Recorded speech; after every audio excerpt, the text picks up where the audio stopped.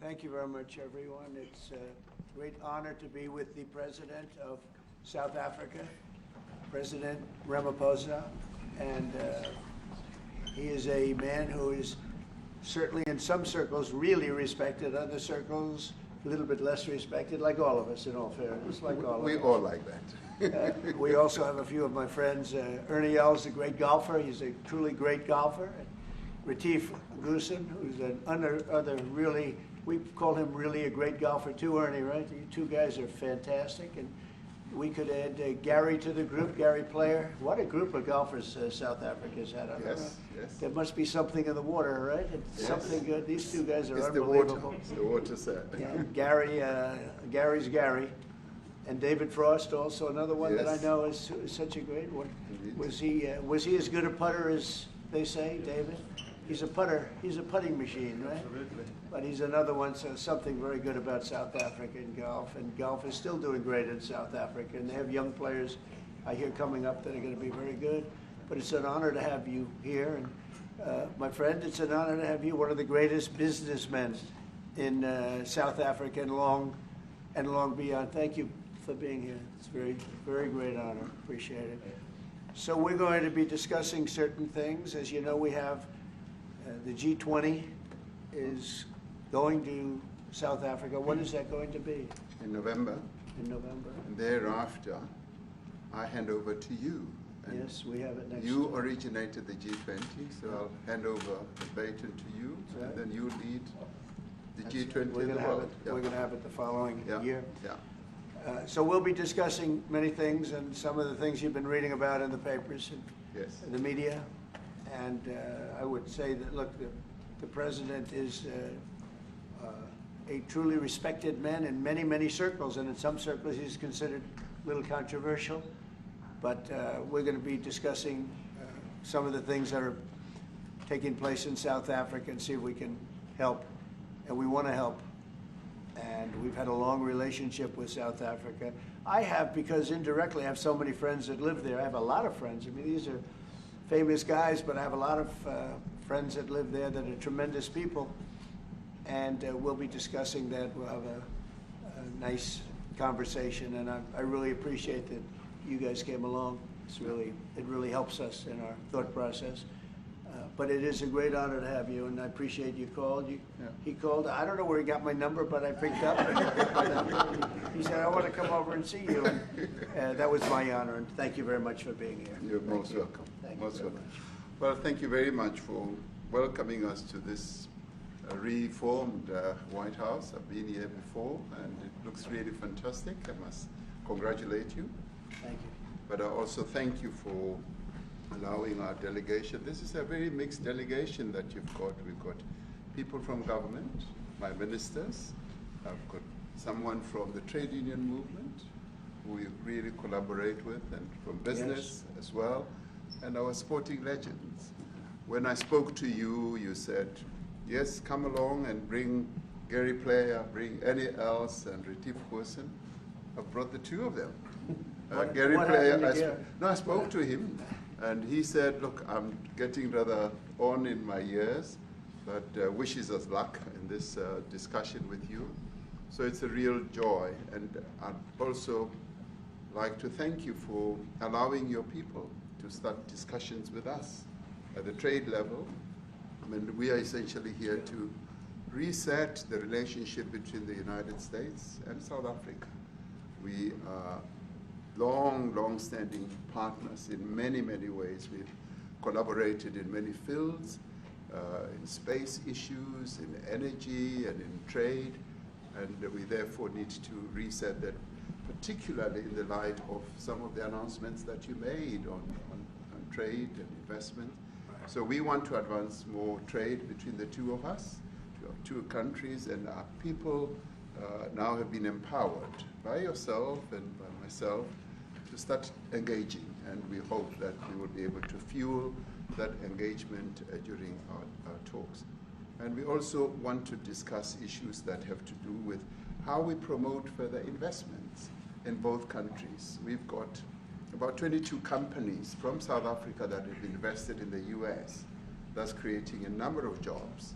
And similarly, you've got almost 600 companies that have invested in South Africa, and some of them have been in South Africa for more than 100 years. That's true. So our links are really long-lasting, and we would like to recalibrate those relations between our two countries and discuss a whole range of issues, geopolitical, the work that you're doing to bring peace around the world, in Ukraine and in the Middle East.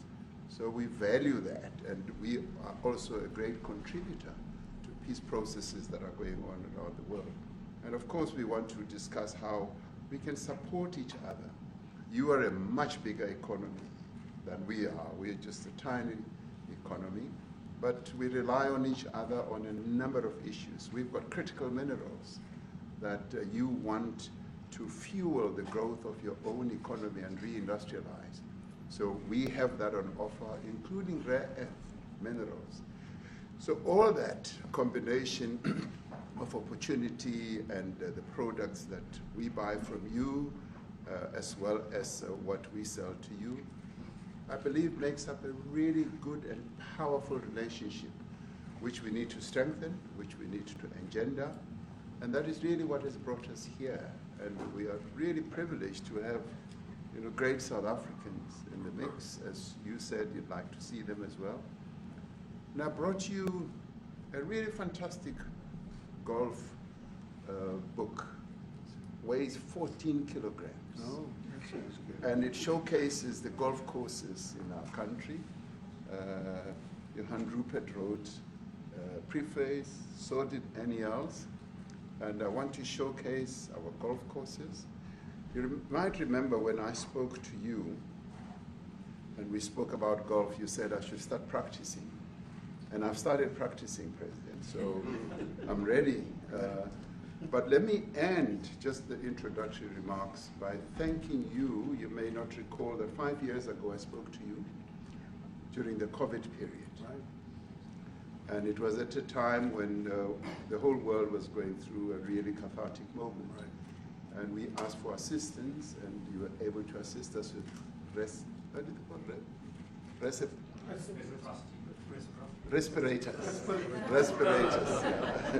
Respirators, and you kept to your word, and you delivered respirators to us. We didn't have as many in our country, and it really helped to help us deal with COVID. So I'm here also to say thank you and to thank the people of America for having helped us during a really difficult time. Being the small economy that we are, we needed help from around the world. And you were there to provide that. So thank you very much. I remember the call. Yeah. We sent 150 respirators. We became the respirator king. We started making them. Nobody had them. We had very few of them. That's right. But they were very helpful. But we sent 150, and I appreciated the letter. You wrote me a letter. That's right. Yeah. Thank you. Well, I appreciate that very much. Thank you very much for that. It really touched my heart after I spoke to you and you delivered. So Great honor. Thank you very much. Yeah. Any questions, please? Mr. President, we welcome white Afrikaner refugees here. Can you explain to Americans why it's appropriate to welcome white Afrikaners here when other refugees like Afghans, Venezuelans, Haitians have all had their protected status revoked? Well, this is a group, NBC, that is truly fake news. They ask a lot of questions in a very pointed way. They're not questions, they're statements. We've had tremendous complaints about Africa, about other countries too, from people. They say there's a lot of bad things going on in Africa, and that's what we're going to be discussing today. When you say we don't take others, all you have to do is take a look at the southern border. We let 21 million people come through our border, totally unchecked, totally unvetted. They came from all over the world.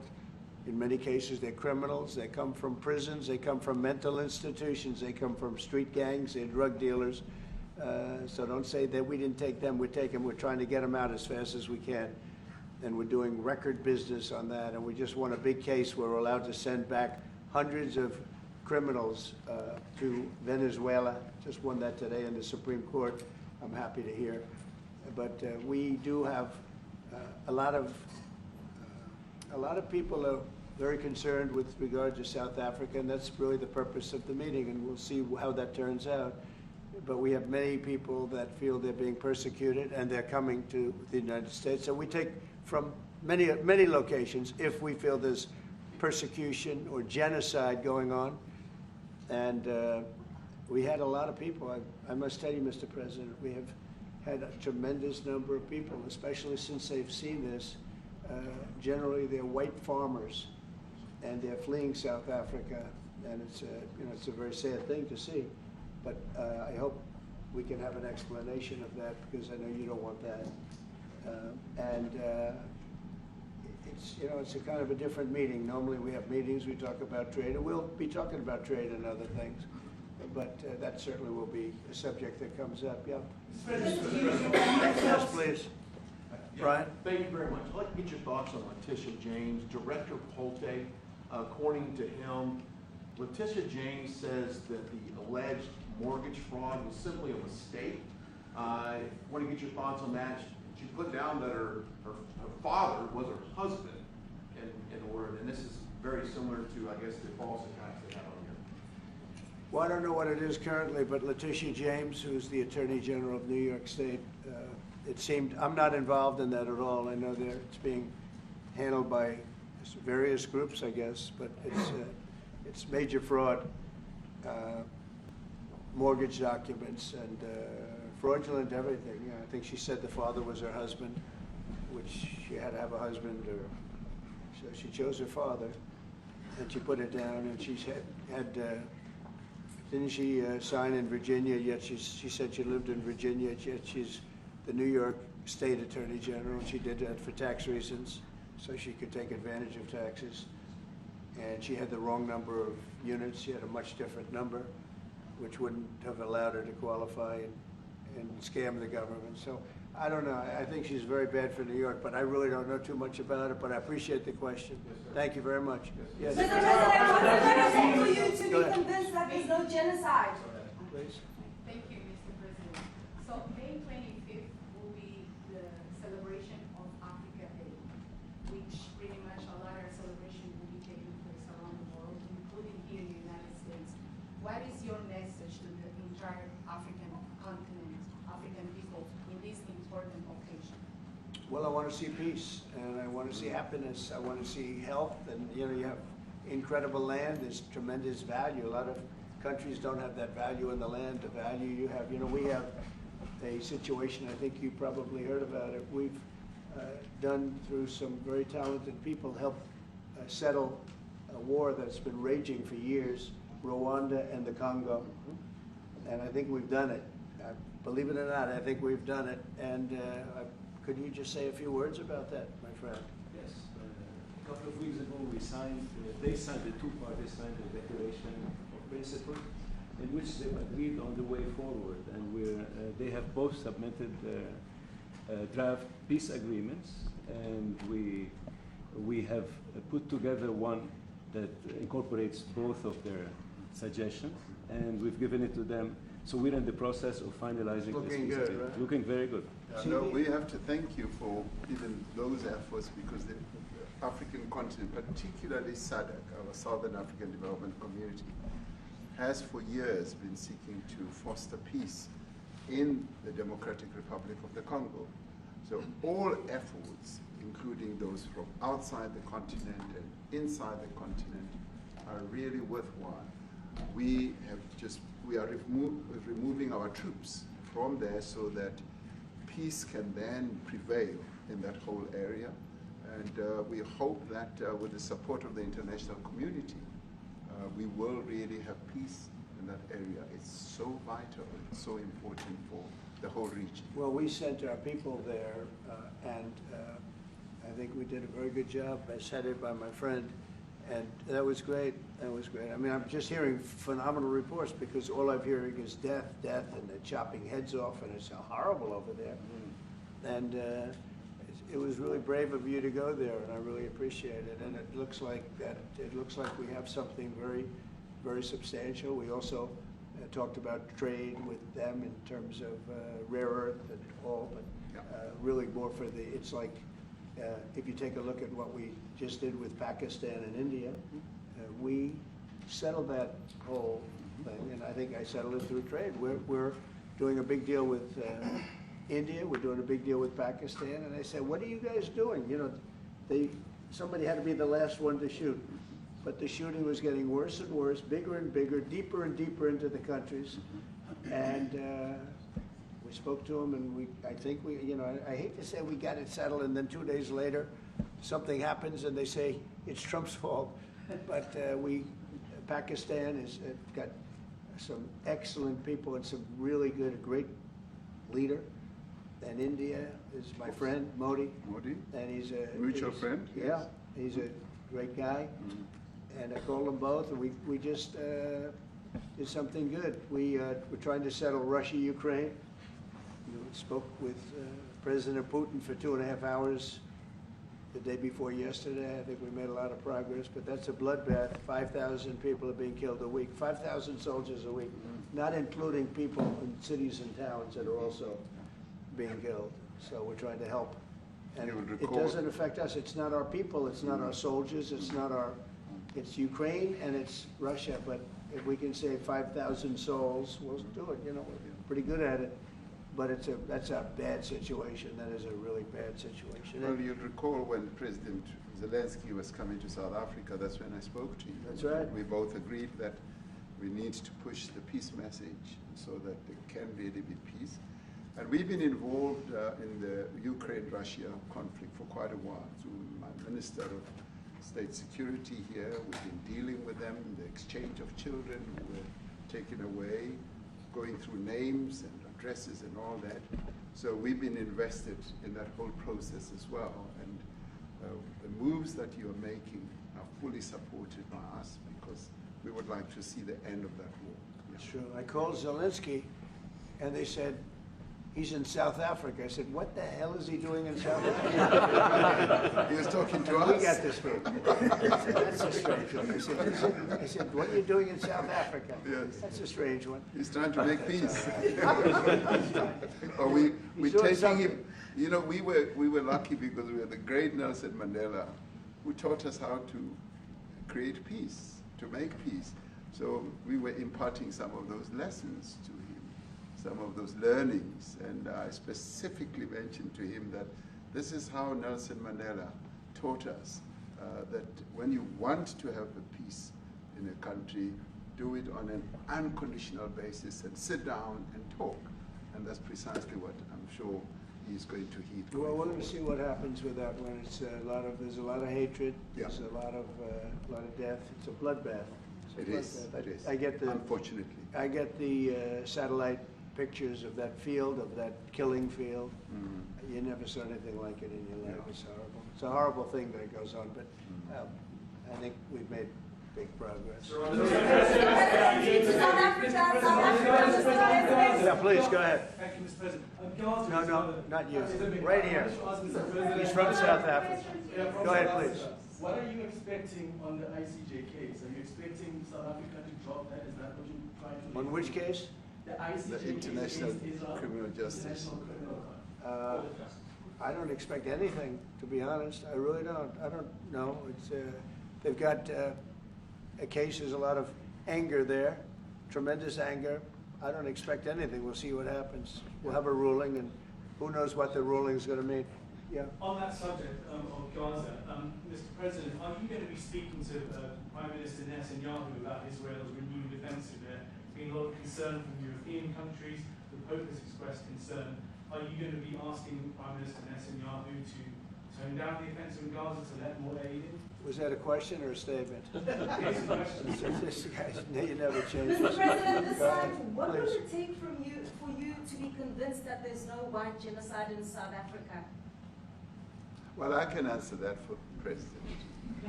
It's for him. No, seriously. I'd rather have him answer. Yeah, I'd rather answer that. It will be. Our president will respond to you. Yeah, let me. Thank you, Mr. President. It will take President Trump listening to the voices of South Africans, some of whom are his good friends, like those who are here. When we have talks between us on the around the quiet table, It will take President Trump to listen to them. I'm not going to be repeating what I've been saying. I would say if there was Afrikaner farmer genocide, I can bet you these three gentlemen would not be here, including my Minister of Agriculture. He would not be with me. So it'll take him, President Trump, listening to their stories, to their perspective. That is the answer to your question. But, Mr. President, I must say President that Trump. we have, wait. We have thousands of stories talking about it. Sure. And we have documentaries, we have news stories, and that. Is Natalie here, somebody here to turn that? I could show you a couple of things, and I have to, it has to be responded to. Yeah, sure, We we have- will. Let me see the articles, please, if you would, and excuse me, turn the lights down, and just put this on, it's right behind you. Johan. There's nothing this parliament can do. With or without you, people are going to occupy land. We require no permission from you, from the president, from no one. We don't care. We can do whatever you want to do. Who are you to tell us whether we can occupy land or not? We are going to occupy land. Yes. South Africa occupy land. That's who we are. We don't ever want to do. We can withdraw my membership from this useless parliament. Honorable. Yes, honorable member. Must never be scared to kill. A revolution demands that at some point there must be killing, because the killing is part of a revolutionary act. Shoot to kill, Yamaza. Kill the poor, the farmer. Kill the poor, the farmer. Pa, pa, pa, pa. To kill, Yamaza. Kill the poor, the farmer. Kill the poor, the farmer. The mayor of DA in PE is a white man. So these people, when you want to hit them hard, go after a white man. They feel a terrible pain because you have touched a white man. Not because Mashaba and Soli will not be touched. They will be touched, don't worry. But we are starting with this whiteness. We are cutting the throat of whiteness. Shoot to kill, Yamaza. Kill the brewer, the farmer. Kill the brewer, the farmer. Pa, pa, pa. Shoot to kill, Yamaza. Kill the brewer, the farmer. Kill the brewer, the farmer.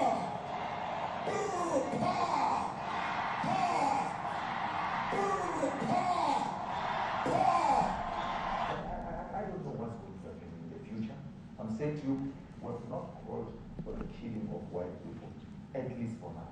I can't guarantee the future. Yeah, but I mean, you understand somebody watching that, especially as it gets shared on Twitter, they freak out. It sounds like a genocide. I can't take it.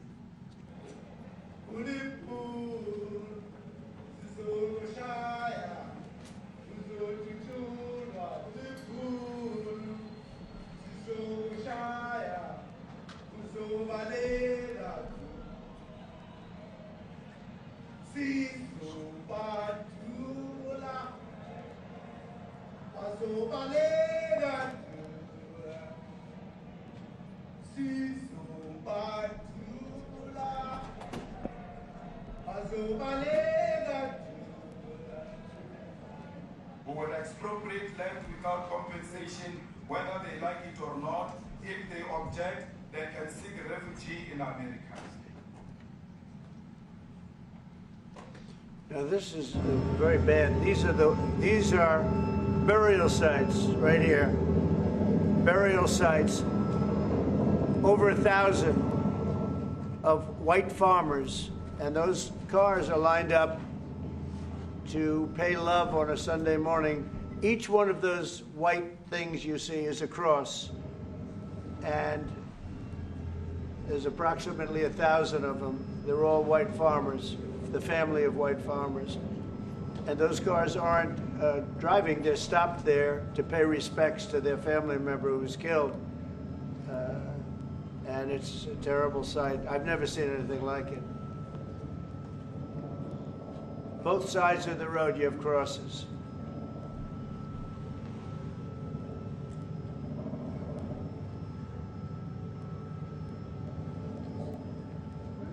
Those people were all killed. Have they told you where that is, Mr. President? No, I'd like to know where that is, because this I've never seen. I don't. Okay. I mean, it's in South Africa. That's where. We need to find out.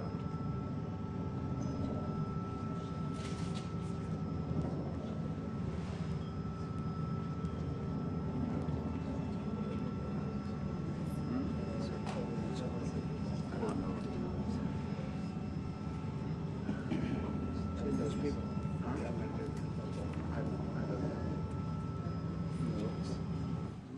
Okay. Mr. President, the Pentagon announced that it would be accepting a Qatari jet to be used as Air Force One. What are you talking about? You know, what are you I want talking to about? respond. You know, you to get out of here. What does this have to do with the Qatari jet? They're giving the United States Air Force a jet, okay? And it's a great thing. We're talking about a lot of other things. It's NBC trying to get off the subject of what you just saw. You are a real, you know, you're a terrible reporter. Number one, you don't have what it takes to be a reporter. You're not smart enough. But for you to go into a subject about a jet that was given to the United States Air Force, which is a very nice thing, they also gave $5.1 trillion worth of investment in addition to the jet. Go back, you ought to go back to your studio at NBC, because Brian Roberts and the people that run that place, they ought to be investigated. They are so terrible the way you run that network, and you're a disgrace. No more questions from you. Go ahead. Go ahead, talk about that. His name is Peter something. He's a terrible reporter. Quiet. Let's go. Thank you so much. President Trump, Anna Pilato from ENCA in South Africa. Thank you very much. What would you like President Ramaphosa to do about the situation that we've just seen on the screen? I don't know. Look, these are articles over the last few days. Death of people. Death. Horrible death. Death. I don't know. To pick anyone, white South Africans are fleeing because of the violence and racist laws. And this is all, I mean, I'll give these to you. So when you say, what would I like to do? I don't know what to do. Look at this. White South African couples say that they were attacked violently. And, President Trump, when will you go and see for yourself if it is indeed true? well, I could do that. Look, here's burial sites all over the place. These are all white farmers that are being buried. And he asks about a jet that was given. You ought to be ashamed of yourself.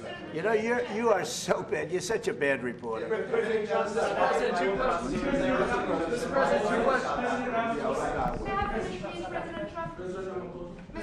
This is one after another. This family was wiped out. I'm just looking.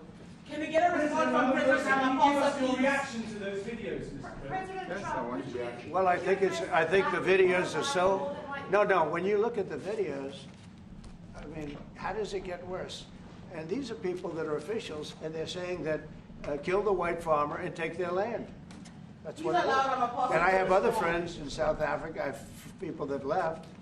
One in particular that says you can't go there. He said they want to take your land. They take your land and they kill you. It's okay, and they say it's okay to do. Now we're going to talk about it. But this is a tremendous look. This is a story recent. Yeah. These are all people that recently got killed. Yeah. And I don't know how it can get any worse. These are and you know, the men that you saw, the people that you saw in that movie, those are officials. Those are people that were in office. They had one march, they had a dance, in your parliament, whatever you may call it, legislature. Well, and let me it was clarify that. terrible. Yeah, Let me please. clarify that, because what you saw, the speeches that were being made, one, that is not government policy. We have a multi-party democracy in South Africa that allows people to express themselves, political parties to adhere to various policies, and in many cases, or in some cases, those policies do not go along with government policy. Our government policy is completely against what he was saying, even in the parliament. And they're a small minority party, which is allowed to exist in terms of our constitution. But you do allow them to take land. No. You do allow them to take land. Nobody can and take then when land. they take the land, they kill the white farmer. And when they kill the white farmer, nothing happens to them. No, there is nothing happens to them. There is criminality in our country. People who do get killed, unfortunately through criminal activity, are not only white people. Majority of them are black people. And we have now been utilized. Black. The farmers are not black. I don't now, say that's good or bad, but the farmers are not black. And the people that are being killed in large numbers, and you saw all those grave sites, and those are people that loved ones going, I guess on a Sunday morning, they told me, to pay respect to their loved ones that were killed. Their heads chopped off, they died violently. And, you know, I mean, we're here to talk about it, and I didn't know we'd get involved here, but I will say this, that if the news wasn't fake like NBC, which is fake news totally, one of the worst, ABC, NBC, CBS, horrible. But if they weren't fake news like this jerk that we have here, if we had real reporters, they'd be covering it. But the fake news in this country doesn't talk about that. They don't want to talk about it, but now they have to talk about it. But they won't. This won't even be a subject. They'll have him talking about why did a country give a free, think of this, why did a country give an airplane to the United States Air Force? Okay, the United States, not to me, to the United States Air Force, so they could help us out, because we need an Air Force One until that's Air Force One, it's being built, 2 of them being built. But Boeing's a little bit late, unfortunately. So why did they give us a plane to the United States Air Force? That's what that idiot talks about after viewing a thing where thousands of people are dead. I'm sorry, I don't have a plane to give you. I wish you did. I'd take it. I would take it. If your country offered the United States Air Force a plane, I would take it. Okay. But coming back to this issue, which I really would like us to talk about, and talk about it very calmly. We were taught by Nelson Mandela that whenever there are problems, people need to sit down around a table and talk about them. Well, there are problems. And this is precisely what we would also like to talk about, including, of course, trade matters, investment matters. So the issues that concern you as the United States. Those are all recent. Those are all deaths. Yeah, in many ways, I mean, one should say you are a partner of South Africa, and you are raising concerns, and these are concerns that we are willing to talk to you about.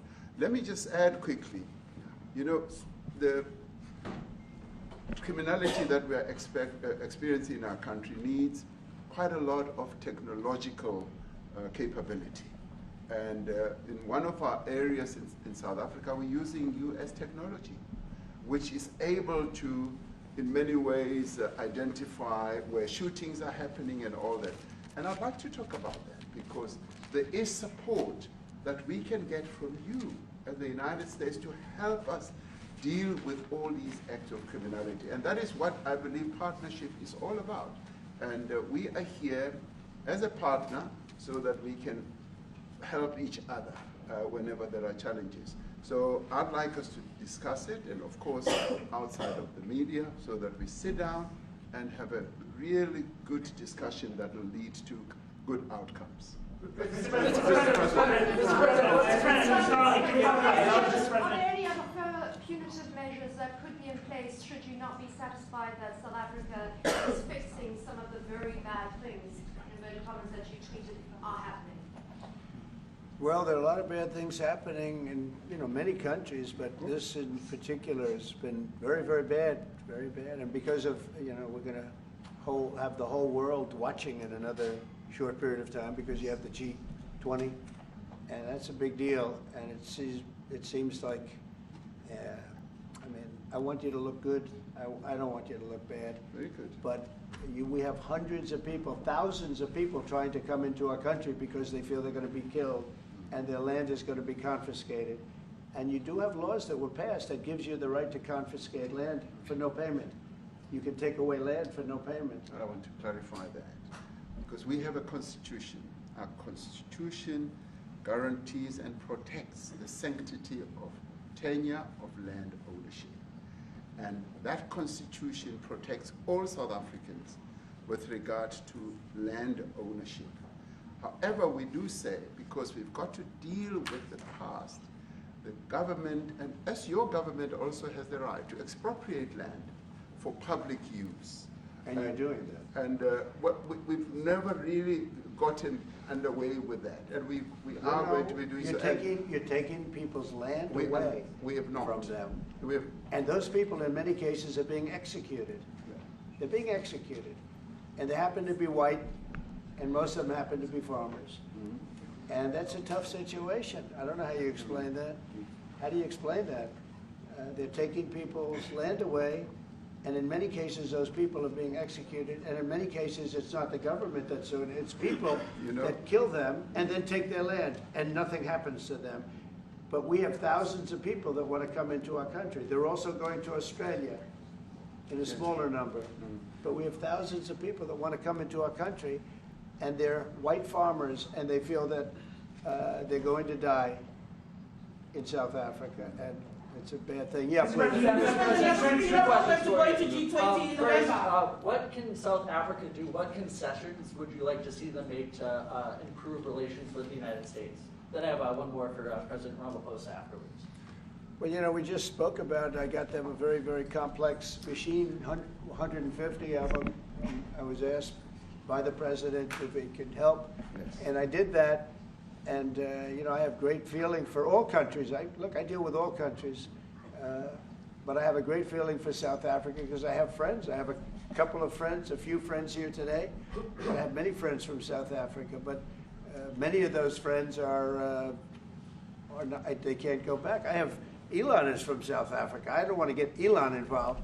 That's all I have to do, get him into another thing. But Elon happens to be from South Africa. This is what Elon wanted. He actually came here on a different subject, sending rockets to Mars, okay? Yes. He likes that better. He likes that subject better. That's right. But Elon is from South Africa, and I don't want to talk to him about that. I don't think it's fair to him. That's right. But I will say that people are fleeing South Africa for their own safety. Their land is being confiscated, and in many cases they're being killed. And that scene of, you see how many crosses they have. Those crosses, that's a dead person in every one of them. And those trucks or cars are paying their respects to all of those dead people on a Sunday morning. That's a rough thing to explain away. And the problem we have, and the way, a correct and a fair media exposes things. But we have a very corrupt media. They won't even report this. If this were the other way around, it would be the biggest story. Now, I will say, apartheid, terrible. That was the biggest story. That was reported all the time. This is sort of the opposite of apartheid. What's happening now is never reported. Nobody knows about it. All we know is we're being inundated with people, with white farmers from South Africa. And it's a big problem. Marco Rubio was telling me he's never seen anything like it. The numbers of people that want to leave South Africa because they feel they're going to be dead very soon. Yes, please. I was going to say, Brian, go. If I could just ask you a question.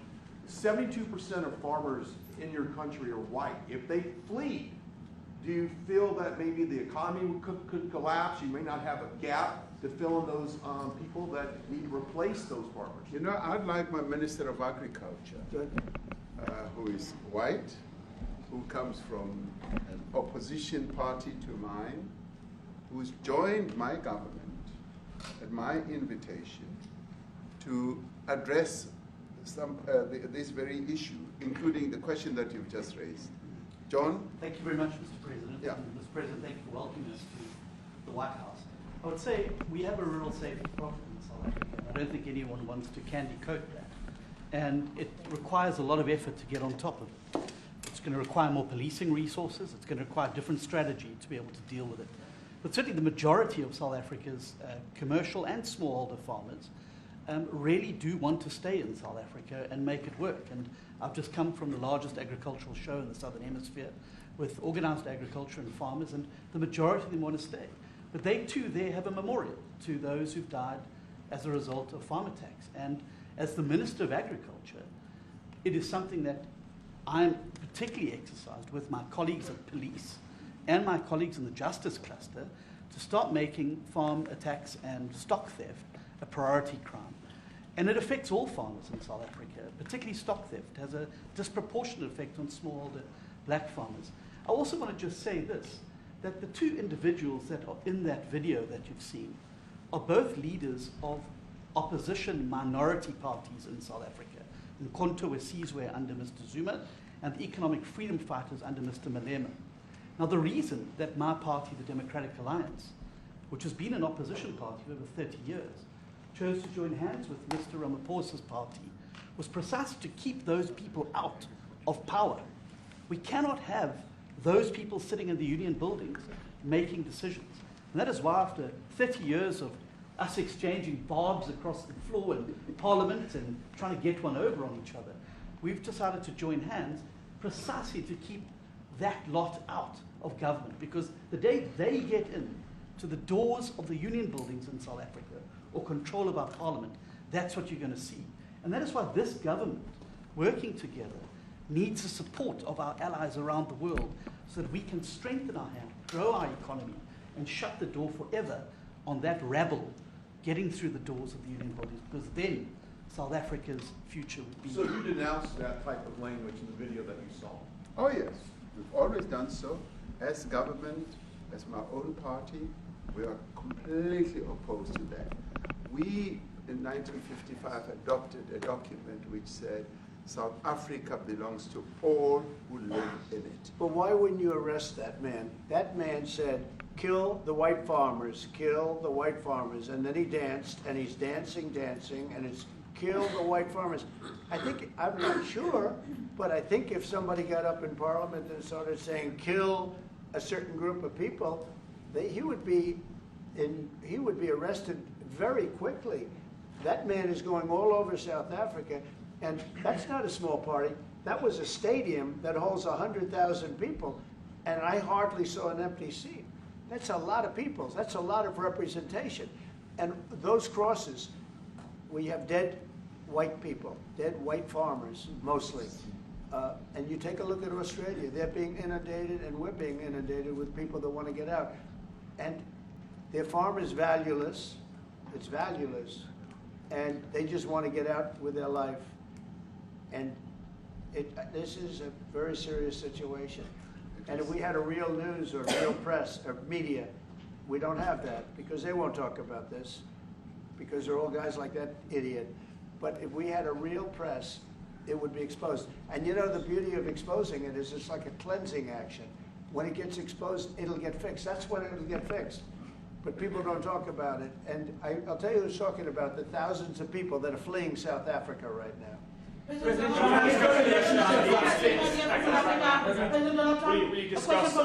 discussed USAID and the devastating impact the cuts are having across the African continent. You know, it's devastating, and hopefully a lot of people are going to start spending a lot of money. And I've talked to other nations. We want them to chip in and spend money too. And we've spent a lot, and it's a tremendous problem going on in many countries. A lot of problems going on. The United States always gets the request for money. Nobody else helps, as you know. Europe doesn't help. Europe hasn't given anything. All they do is sue our companies. You know, they sue Apple, and they sue all of our companies. Apple had to pay $17 billion on a nonsense lawsuit. Very unfair. But we we're going to always be there to help. President, the Afrikaner extravagant rights to South African broadcasting. If this Afrikaner resettlement issue is resolved, you're going to go into a room after this, you guys are going to talk. If it is resolved, what is the potential for the future-looking relationships It's between the United fantastic. States? It's got to be resolved. It should be resolved. It's a little bit bad when you see a stadium with 100,000 people in it, because that means it's more than just a little movement. It's a pretty big movement in South Africa. So it has to be resolved. It'll be the end of the country if But it's is not there resolved. potential for the relationship moving forward? I hope so. Are you That's going why to I'm Refugee here. in November? I mean, I'm not here for my health. I'm here to see what it is. No, I'd like to see. I have friends. I can tell you, Ernie Els and Retief Goosen, they feel so strongly they wanted to be here on behalf of South Africa, not on behalf of me. And, you know, they said, can we be here for this? Because they love the country. Ernie, do you guys want to say a couple of words? I hate to put you in this. This is tougher than sinking a 3-footer. They have, and they've sank many 3-footers. Thank you, Mr. President, and thanks for the honor of being here. We've known each other a long time. We have spoken. You know, we're proud South Africans. I still have my South African passport. You know, we travel with this passport, you know, and I got my visa here. So, you know, but we want to see things get better in our home country. That's the bottom line. It's been 35 years since the transition. President Ramaphosa was right in the middle of the transition time in 1990 and before that. So it's been 35 years of ANC government. And I know there's a lot of anger, you know, through the transition. There was also a lot of stuff happening in the apartheid days. You know, we grew up in the apartheid era. But I don't think two wrongs makes a right. You know, President Mandela, when he came out of prison for all that time, didn't come out with hatred, you know, and really unified our nation through sport. You know, we won the Rugby World Cup in '95. 4 times. We won the African Nations Cup, soccer. You know, we won some majors as golfers and so forth. So what I'm trying to say is, you know, this has been a long time coming. That's why we really wanted to meet you, meet the administration, and see our way forward, because we still want to see our country flourish. You know, we've got some great things going on. Business is getting involved with government. Farmers are getting involved in local municipalities, trying to rebuild some of the infrastructure that's been decaying for a long time. So there's a lot of coexistence going on and help from a lot of areas. But I feel we need the U.S. to push this thing through.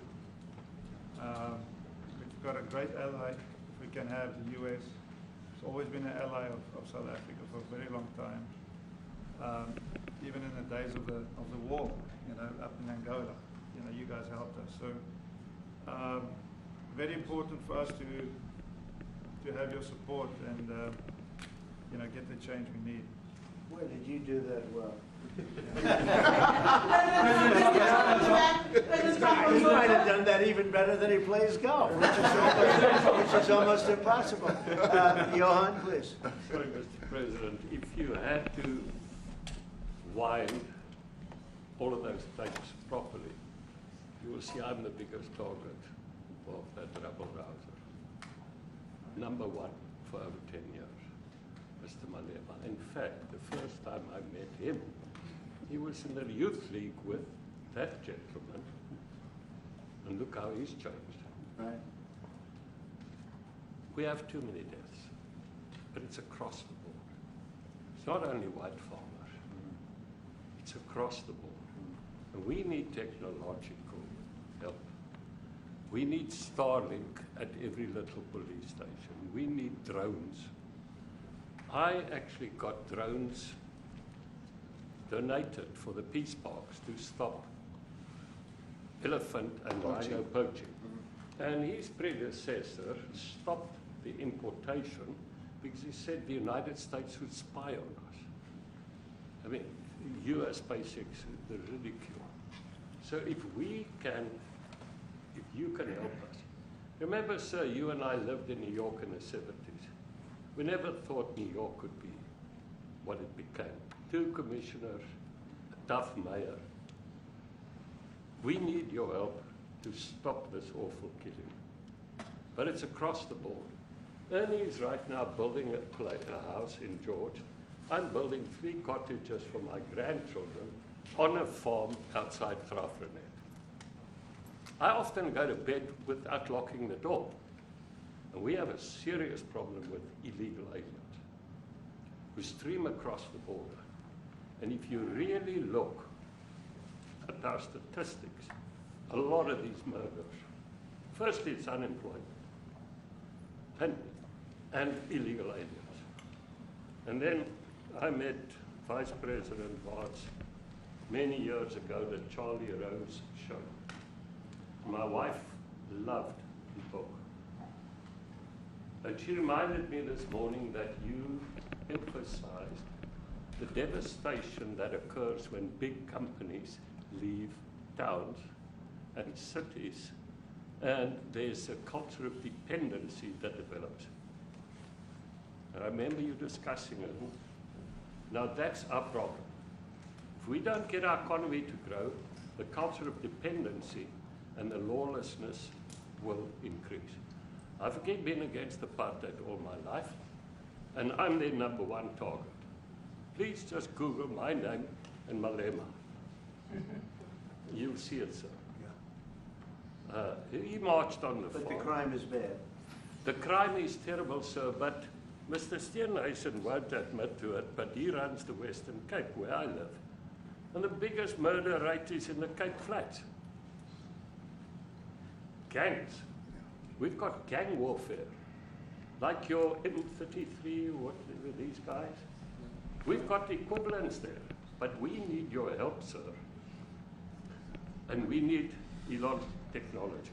Well, one of the real areas of support is really in investments. We've got to grow our economy, because through growing the economy, we're then able to create more jobs. Because crime really thrives where there is inequality and unemployment. And that is one of the reasons that has brought us here, to improve our investment relations, our trade relations, so that we can preserve the number of jobs that your companies have created in South Africa. By virtue of what we export to you, we are able to create up to 500,000 jobs in the auto industry, in the agricultural industry, and a number of other industries, mining, where we export things to you. And we also know that as South African companies invest here, you are also able to create jobs. So it's a mutually beneficial relationship.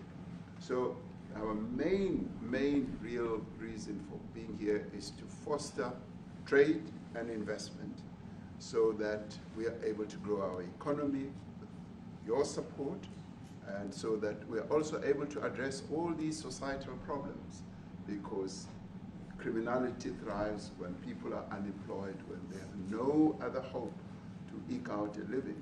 So that is what we need to resolve. And your support, your partnership with us is what is really going to give us a strong capability to move forward. President, please, Retief, President, do you Trump have, at the back there? excuse me, do you have anything to say? I mean, I don't want to leave you out. You know, the guy won 3 or 4 majors. 3 or 4? No, only 2. 2. That's a lot. By the way, 2's a lot. A lot of tournaments you won too. You have anything to say? Yeah, thank you, Mr. President. President Ramaphosa. I grew up in an area in South Africa that is a farmland area, Polokwane. And there is some issues up there. Obviously, my dad was a property developer as well as a part-time farmer. And yeah, some of these buddy farmers got killed. The farm is still going. My brothers run it. But it's a constant battle with farms they're trying to burn the farms down to chase you away. So it is a concern to try and make a living as a farmer, and at the end they, without farmers, there's no food on the plate. So we need the farmers Your to brother produce loves the food. farming, right? He wouldn't do it. He wouldn't even want to do what you're doing, right? They love farming. They don't want to leave. But it's a struggle. Yeah, and food and fresh water is the most important thing in life. Without those two things, you can't survive. How is the water there? The water is great, obviously. All the water comes out of the borehole, out of ground for us down there. But yeah, it is a battle to get the water out sometimes when all the equipment gets stolen all the time that you're trying to get the So water does out. your family and your brother, do they feel safe on the farm? They live behind electric fences, try and be at night safe. But it is constant whenever you leave that something could happen. And there's nowhere to live. Both of them has been attacked in their houses. My mom's been attacked in her house when she was 80. So it is difficult. But the guys live a great life despite everything going on. Something. President Trump, I brought along the president of the largest trade union in our country, Ziggy Solosi, because she leads many, many workers, more than 1 million, 2 million workers, and maybe we should give her a chance to say something because she's come all the way to join us. Thank you very much, Mr. President Trump, for having us, and President for extending the invitation to us as organized labor. And I must say that we are here to support the initiative that has been made by our government with business, of course, as organized labor. We've been coming to Washington on the AGOA trade relations in the previous regime. And I think at the center of it all, for me, it is exactly what Mr. Rupert has said, the importance of us growing the economy. We have always emphasized when we were here and kept on coming and negotiating on AGOA that the 600 US companies that are based in South Africa, as you said, President Ramaphosa, 500,000 jobs will be wiped out. We need more foreign direct investment in our country. We are not just talking about those that will lose employment, but we are talking about over 40% of people that are unemployed, that have no hope of ever finding a job. And we think that, correctly, as they have said, that we need to deal with the issue of porous borders in our country, so that everyone that comes in is documented. We also need to, and I would have thought that the minister would address the issue of land expropriation and how the policy works in South Africa. Recently, President, as you were preparing to come here on the news, in, I think it was in Natal, there was a handover of farms. And white farmers were saying, we are donating the land, but also there's a willing buyer, willing seller in South Africa. So there is no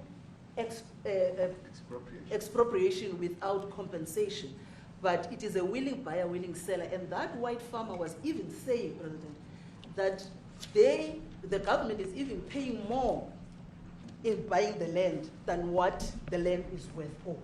And I think those are the realities, President, that we must say that we need to address, of course, but also the importance of agriculture linked to AGOA. People rely on it, and I think, as Retief have said, for survival and living. But lastly for me, President, is also the issue of the crime statistics.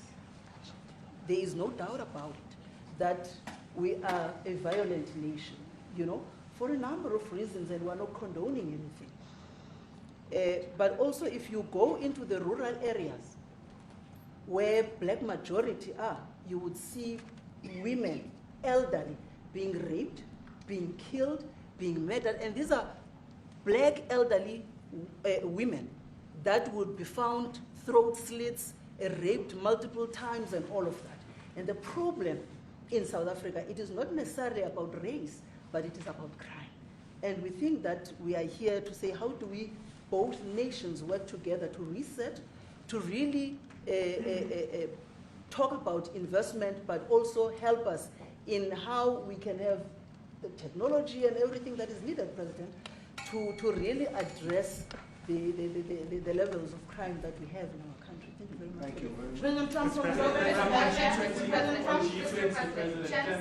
Genocide is a very strong word. I'm wondering if you've made up your mind as to whether you believe genocide is occurring in South Africa, or you still doubt, and if you have made up your mind, why invite President Ramaphosa here today?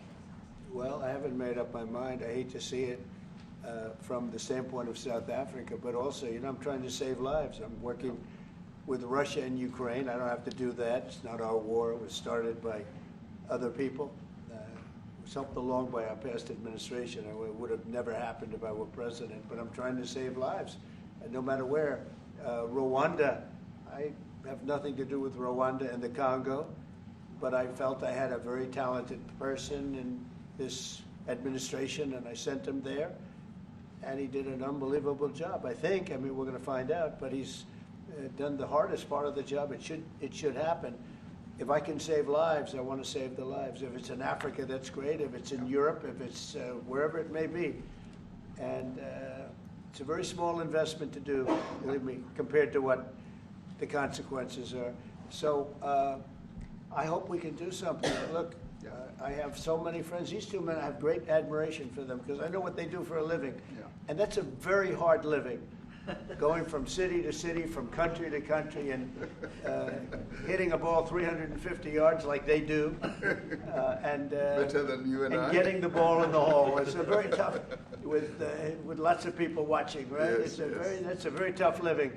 You know, they're champions. I respect champions, and I respect very much. And I think the country is very lucky. They really wanted to be here. That's true. They could be elsewhere. They could be on a beautiful fairway someplace, and they wanted to be here. So. My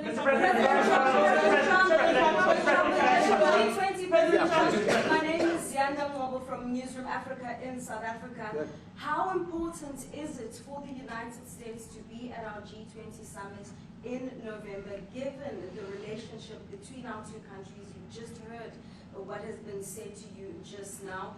Are you coming, and are you preparing to come? So without the United States, the G20, just like the G7, used to be the G8, but brilliantly they threw Russia out. It would have been a lot better if Russia was in. You know, a lot of people would say, oh, that's not it. Because if Russia was in, you probably wouldn't have this war. And if you had a different president, you wouldn't have the war either. But we have a G7. It's important that the United States is at both of them. I think without the United States, it's I really believe it's not very important. It's not the same meaning. As I said to President Trump, the U.S. really originated the G20. And it's important that the United States continues to play a key role in the G20. And we are privileged to be the president of the G20, but we are even overjoyed that we are going to hand over to the United States, who are the originators. And for that reason, I expect the United States to continue playing the leadership role in the G20 together with other countries. And I've said when I initially spoke to President Trump on the phone, I want him to come to South Africa for a state visit, and I also want him to come and participate in the G20. And I want to gladly hand over to President Trump to take the leadership of the G20 forward in November. Thank you very much. Thank you very much. Thank you. What is it going to take to convince you? They don't want to leave. They like you so much. How much do you need?